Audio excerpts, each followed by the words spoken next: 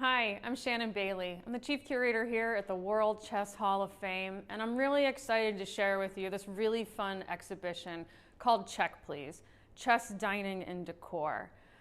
This show is really fun and it's a little bit different because our collection is filled with amazing chess artifacts, and you're going to see a variety of those in this show. And some of them just don't seem like, would we do an entire show about chess mugs? Probably not. But we get to bring it out in a show like this.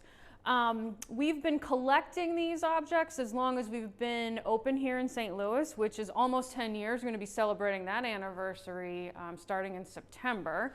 And we had objects that were transferred when the museum existed prior to St. Louis. And then we get these amazing donations from really generous people who have been collecting objects throughout their lives. So we thought it would be really fun. We were kind of looking around through the collection and we noticed that we had things that dealt with food or things that dealt with alcohol or things that dealt with Coca-Cola, and decided to create an entire show about that. Now, we also could have done this where we had everything under bonnets or a whole wall case full of vintage glassware that were chess related, but I thought, how fun would it be to instead create immersive environments and show these objects kind of how they were supposed to be used in most cases on their own.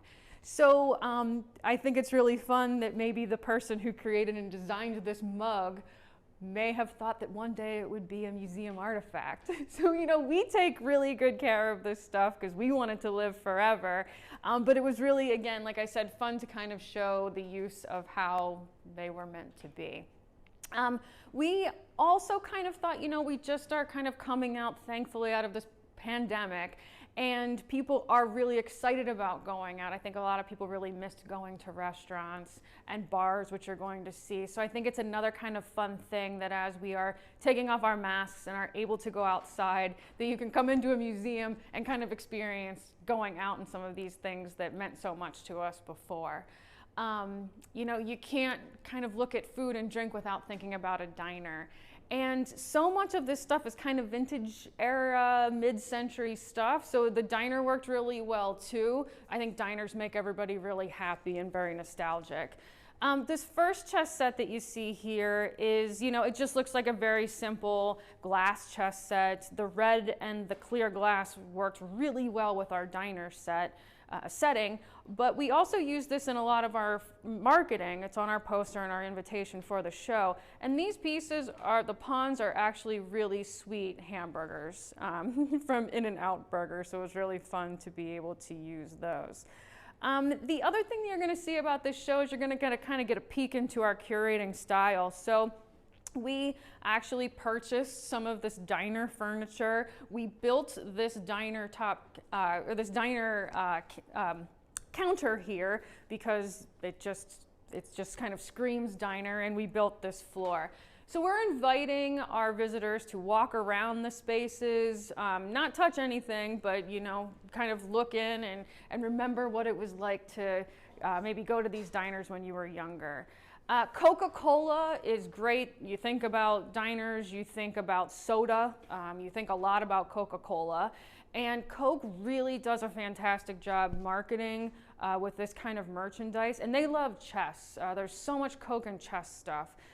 We have something as simple as this magnetic Coke Chess and Checkers travel set to the Franklin Mint set. So this was the first Franklin Mint set that was a Coca-Cola set. And the beautiful pawns, those elegant pawns, are from the kind of the taps that they would use to dispense the Coke in the old soda shops. And then very, very recognizable is the Christmas, the holiday Coca-Cola sets where we've got Santa and the polar bears as the kings. We kind of decorated the areas too with these mugs. So we've got things from the US Chess, FIDE, World Youth Chess Festival, and even from our award-winning Q Boutique, the mug that I went down and took right out of the store, so you too can own that. Other things, we added in some of our own accessories with, the little jukebox back here, because I always loved playing the jukebox when I was a kid. and things like the napkins. But the salt and pepper shakers, those are from our collection and they're chess pieces.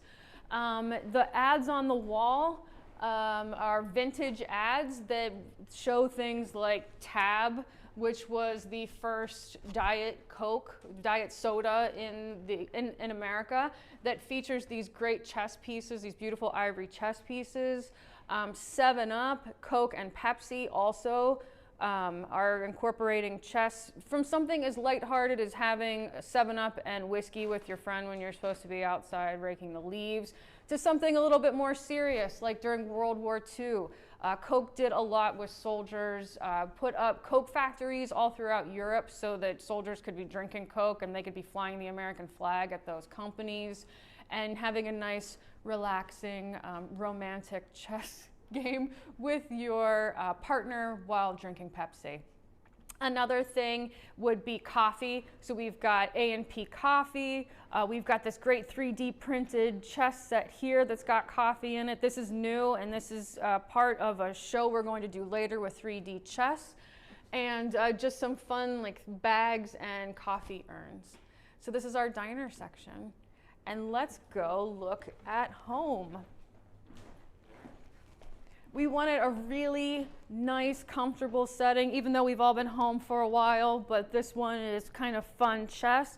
We designed the wallpaper ourselves. Our graphics team did that, and we've got some great vintage pieces here. These awesome trays, aren't they great? They remind me of something like my grandparents would have had. So you can eat your TV dinner here and then play a game of chess. Great vintage glassware. And then these are real journals, magazine journals that we have, Chess Life from the 60s to the present day, and even our Singfield Cup newspaper that we created here. Some photography showing people at home having a good time. These two pieces are from the apartment of Jack Collins, who was one of Bobby Fischer's really important chess teachers. He was a really great chess teacher to a lot of chess prodigies and future grandmasters, and this is a child at his home enjoying a soda while taking a chess lesson. And this fancy group of people is Jacqueline Piatigorsky and some of her chess friends. Jacqueline Piatigorsky was a huge chess patron, and in 1963 and in 1966 held the Piatigorsky tournaments, which were the first international chess tournaments in the United States, played by Boris Spassky and Bobby Fischer. This great TV cabinet here has some wonderful vintage chess serving dishes, serving plates, and these cute little decanters at the top, so when you were done drinking the wine out of them, you could use them as chess pieces or decorative elements. And I'll tell you, this show is jam-packed with artifacts. We couldn't even fit them all in, but we can digitally. So we've got these great slideshows here on this TV showing you more fun, important chess dinners or artifacts we weren't able to place physically in the show. Kind of wrapping up the home area, we've got this great vintage table. I think most of the people that have seen this remember something like this from an aunt or their grandmother's house that has a great chess and game cutting board, rolling pin. And then this is a newer addition to our collection. You gotta love the Campbell's soup. Even though they don't update that logo, you always get real nostalgic thinking about that. And the Warhol Foundation partnered with Kid Robot and created this great chess set a few years ago. Our bar area. This is a place that might be one of the staff's favorite. We're all trying to figure out which is our favorite environment. We purchased the bar and the mirror and then decorated it with all kinds of great barware. So even chess bar signs, I mean, this thing lights up, it's fantastic. And this Bombay chess mirror sign. And then even down to the details of our wine glasses are etched chess pieces. They are you know, you can drink right out of them. But this would be a whole chess set. Beautiful decanters that held wine. This one's from 1967. We've got whiskey and then beer and stoppers.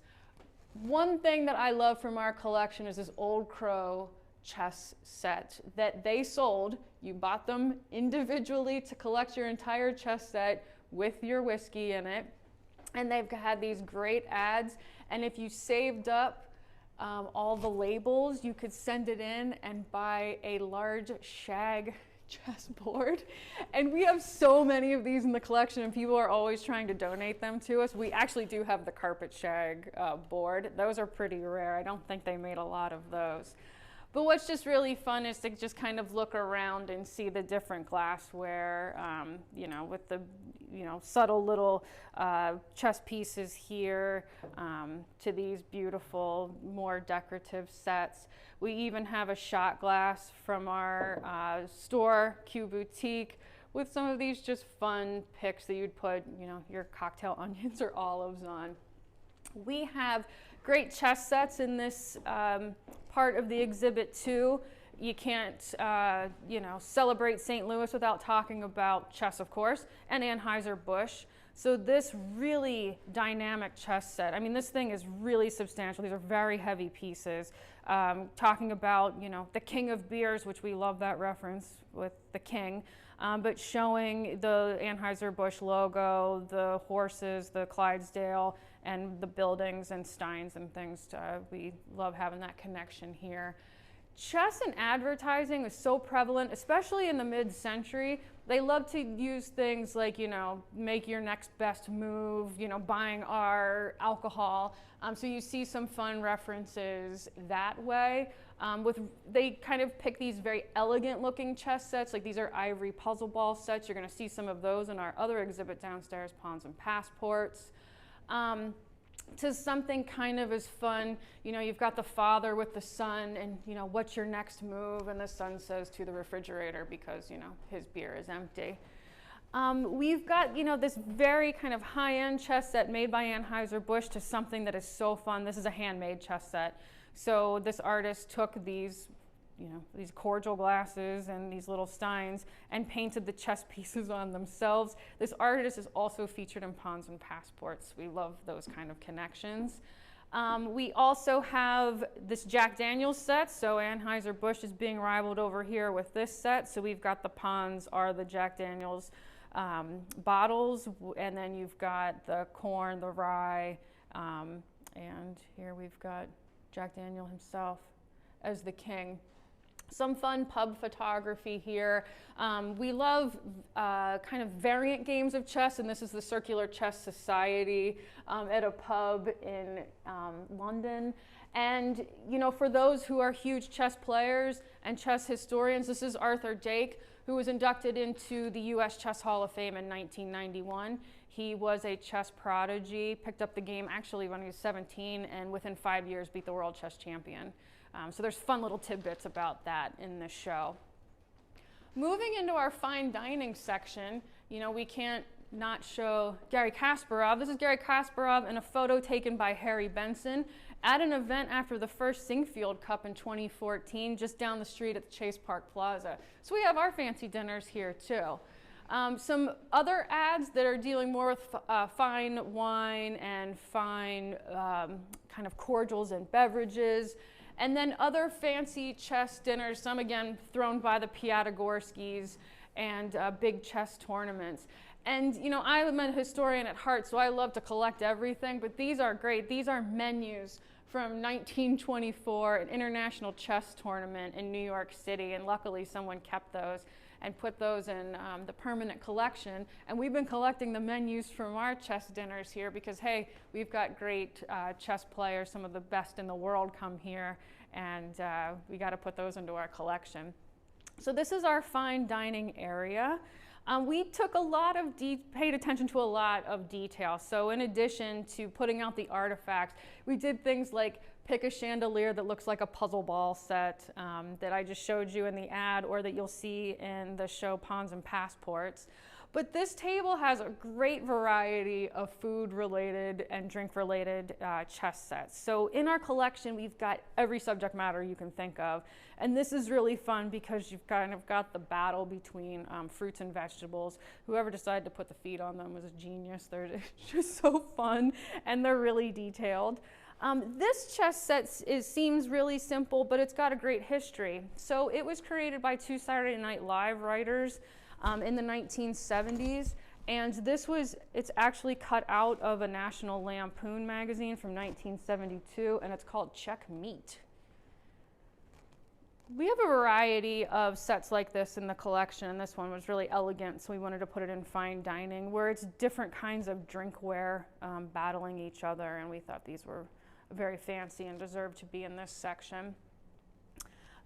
This shelving system here also has a variety of different kinds of beautiful decorative chess elements. You know, these are just even wine stoppers that look like a little mini chess game here. We've got a variety of salt and pepper shakers, beautiful little plates with people playing chess on them. This great chess set here, this porcelain chess set, I always love a good porcelain chess set. Arguably the most important thing in our entire permanent collection is the Paul Morphy silver. So Paul Morphy, the first great American chess player and arguably one of the greatest American chess players ever to live. He played very briefly. He died young. He was from Louisiana, and he thought that chess should be an amateur sport and not a pro sport. So when he won the American Chess Congress, the prize was $300. He refused to take it. So they gave him this silver set that was valued at $300. If you come down and see it in person, you can see his initials are carved into the front. So at $300 at the time this beautiful set was presented to him, he accepted it. And in today's standards, it would be over $8,000. But really a great part of our collection. And kind of wrapping it up, we just have this kind of nice area here, kind of like a credenza with just some decorative, fancy chess glassware, something you would make your martini in, have a little bit of your whiskey or cut some of your fine cheese.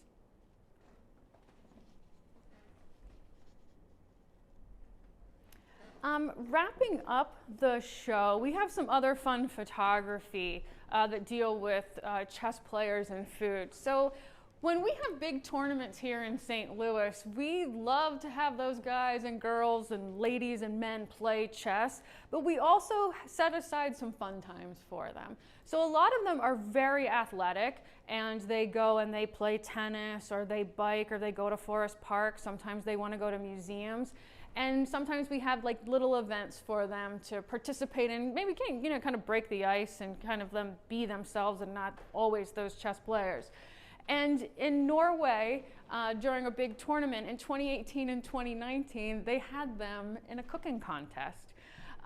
They got very competitive, not surprising. These are the top chess players in the world. But here we have former world champion Anand, who won, presenting his salmon, his award-winning salmon. And here's the current world champion, Magnus Carlsen, with his cake that he made. And what is honest to God real about this, and also kind of charming, is that he said it was one of the hardest things he ever had to do. And he is the reigning world chess champion. I'm going to take you out in the hall and show you just a couple of more images to wrap up this great exhibition. You can't have chess without Bobby Fischer, and so we've got this great photo of Fischer visiting Mikhail Tal in the hospital.